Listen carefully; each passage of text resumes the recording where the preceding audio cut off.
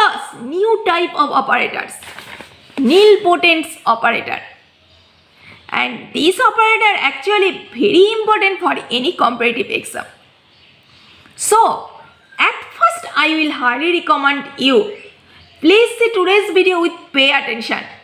For any competitive operator, this type of operator is very important operator, also for higher study. Now let's see what is actually the nilpotent operators.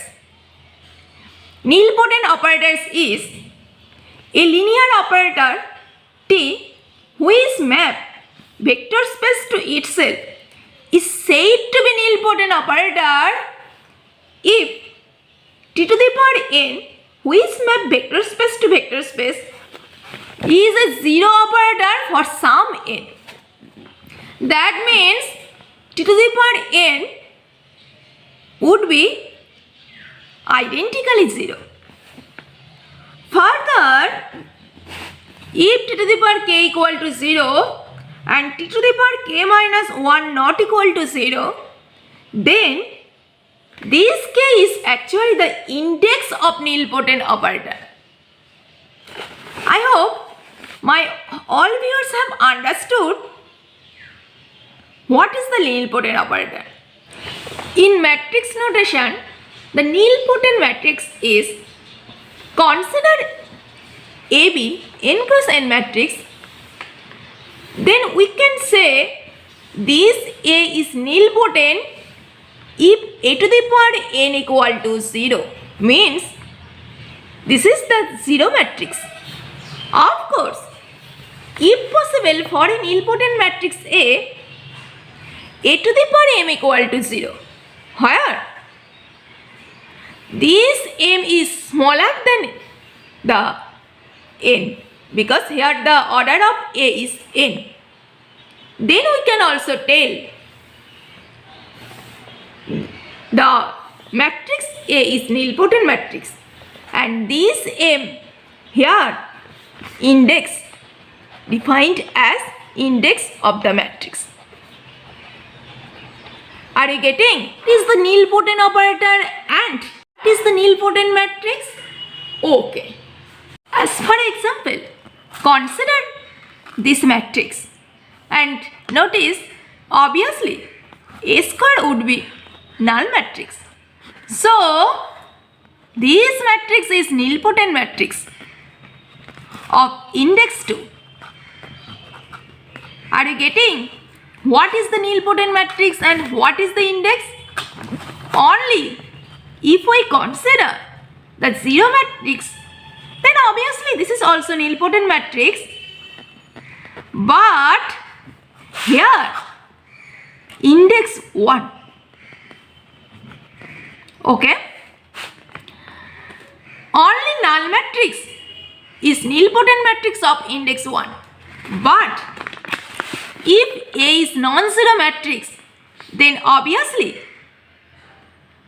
for nilpotency always index would be greater than equal to, not equal to, greater than 1. So if we consider A as a such matrix, here notice A is strictly upper triangular matrix, then A square equal to this and A cube equal to null matrix. So obviously the matrix A is nilpotent of index 3. And notice this matrix also. This is also strictly upper triangular matrix. Also, our next matrix, this is also an upper triangular matrix. Strictly upper, not upper triangular. Strictly upper triangular. If we consider any element on the diagonal, then this is not nilpotent matrix. Well, if we consider this matrix, notice here diagonal one element, then A square equal to obviously this matrix. So strictly upper triangular matrix always be diagonal, but if in diagonal has any element, then this is not nilpotent matrix. Okay? So there exists a nice theorem for nilpotent operator. If the nilpotent operator is denoted as n belongs to linear operator, then the vector space has a basis in which Mn is a strictly upper triangular matrix. This is the Mn. And notice here all element in the diagonal be 0 and this is, and the below part is also 0, and here the non-zero entities which is denoted as star. Are you getting? OA. So strictly upper triangular or strictly lower triangular matrix are always be nilpotent matrix, but this condition is not necessary condition. This condition is sufficient condition because converse not true always. As for example, notice this matrix, and here this matrix be not strictly upper triangular or strictly lower triangular, but here B cube equal to null matrix. That means this matrix is nilpotent matrix with index 3. So nilpotent means strictly upper triangular or strictly lower triangular. This is not always true. There exist many matrices which is not strictly upper triangular or strictly lower triangular but nilpotent. Are you getting? OA. There exists a nice theorem about this nilpotency. Consider UV belongs to Fn such that both vector u and v are orthogonal. Then A equal to inner product u with v is nilpotent matrix. In particular, this implies A square equal to 0. This is because A square equal to here inner product u with v times inner product u with v, and we all of us know by definition of inner product this means v transpose u times v transpose u. Okay? And obviously this means v transpose u v transpose times u. Okay? And this is equal to v transpose inner product v with u since u and v both orthogonal. That means obviously inner product v with u equal to 0. That means this is equal to v transpose times 0 times u, which is equal to 0. Okay? Therefore, our proof has done A square equal to 0 operator. Are you getting the proof? OA. For example, consider this two vector. Then obviously this two vector is orthogonal. Obviously A means u v transpose and this is equal to u means 1 2 and v transpose means obviously 2 1, and this would be generate this matrix 2 minus 1 4 minus 2. Then obviously A square would be, just calculate this matrix, this is 0 matrix. Are you getting? Therefore, this matrix is nilpotent matrix, and this is possible because this matrix generated by these two vector and it is obviously be orthogonal. Are you getting? Oh, now I will say some properties of nilpotent matrix. When a matrix be nilpotent, then all eigenvalue of the matrix is 0. That means the matrix is nilpotent if and only if all eigenvalues are 0. This, consider the matrix A is nilpotent. Then by definition, there exists k belongs to natural numbers such that a to the power k equal to 0. Consider lambda be an eigenvalue of the matrix A and x be an eigenvector corresponding to lambda. Then by definition obviously x equal to lambda x. Now multiply both sides by the equation by A. Then the equation will be reduces a square equal to lambda times x, and obviously ax means lambda times x. That means x square x would be lambda square x. Now multiply this k times. Then similar to before, this would be a to the power k x equal to lambda to the power k x. And since the matrix is nilpotent and there exists k belongs to natural number such that a to the power k equal to 0.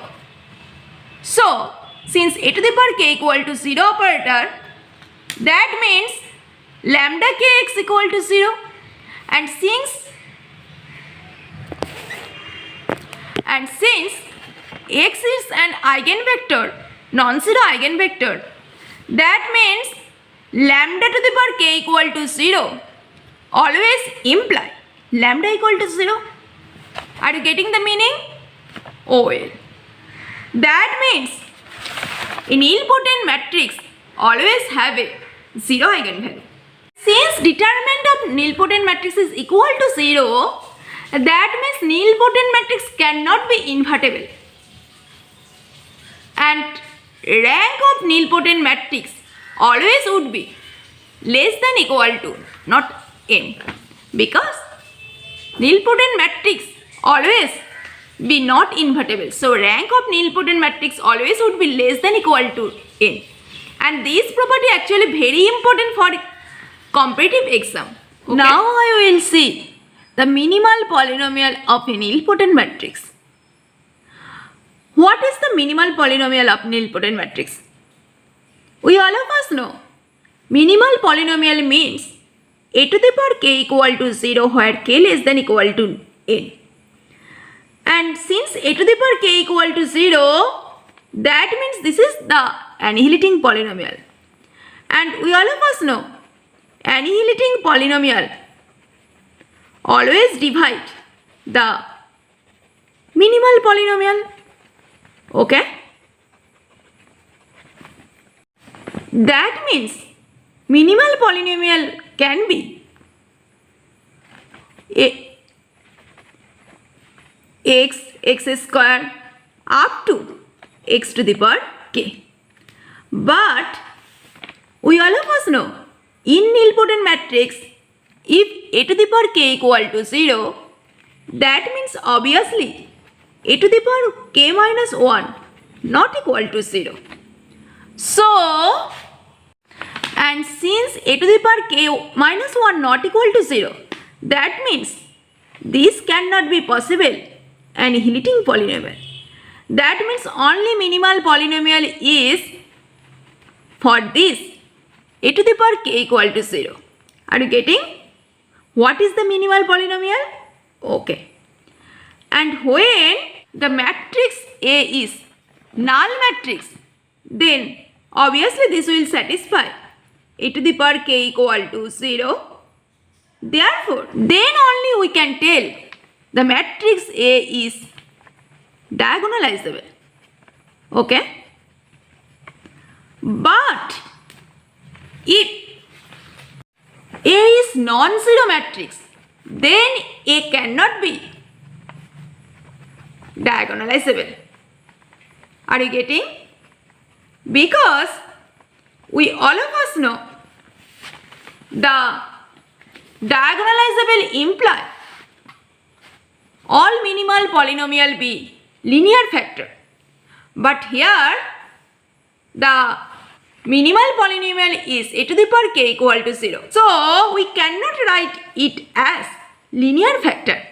Are you getting? That means when A is non-zero, then nilpotent matrix cannot be diagonalizable.